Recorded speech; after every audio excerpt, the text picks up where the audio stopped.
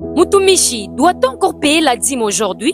Esther, déjà quand on pose la question, doit-on? Ça montre que les gens ont encore la pensée de l'obligation. Nous ne sommes plus sous la loi.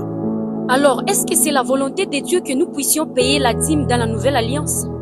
Tu peux mettre déjà ton avis dans les commentaires, aime et partage et reste jusqu'à la fin pour avoir un éclaircissement sur ces grands sujets de débat. Nous ne sommes plus sous la loi. Que cela veut dire? Cela veut dire que toutes les offrandes, y compris les soutiens au ministère que certaines personnes peuvent appeler dîmes, ne se font plus par obligation, mais ça se fait conduit par le Saint-Esprit, motivé par l'amour et une pensée de reconnaissance envers Dieu.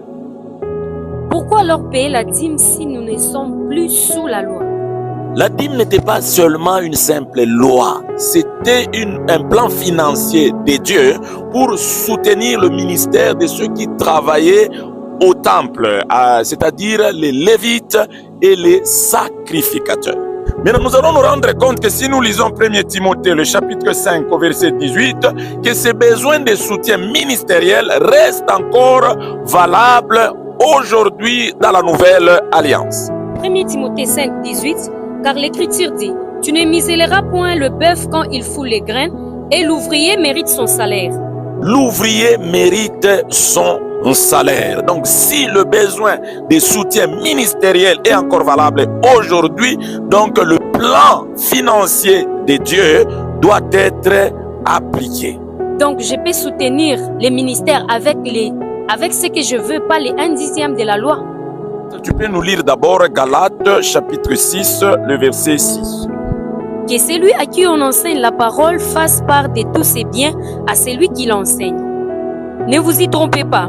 On ne se moque pas de Dieu. Ce qu'un homme aura semé, il les moissonnera aussi.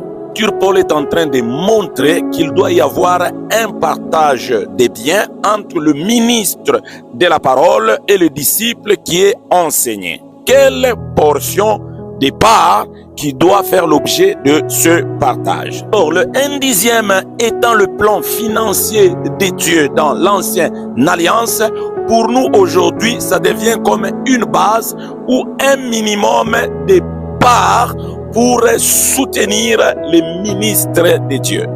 Donc, bien que l'essentiel est que nous puissions agir avec amour, reconnaissance étant conduit par le Saint-Esprit, nous devons aussi agir avec sagesse pour que nous puissions arriver vraiment à résoudre les problèmes que nous voulons résoudre.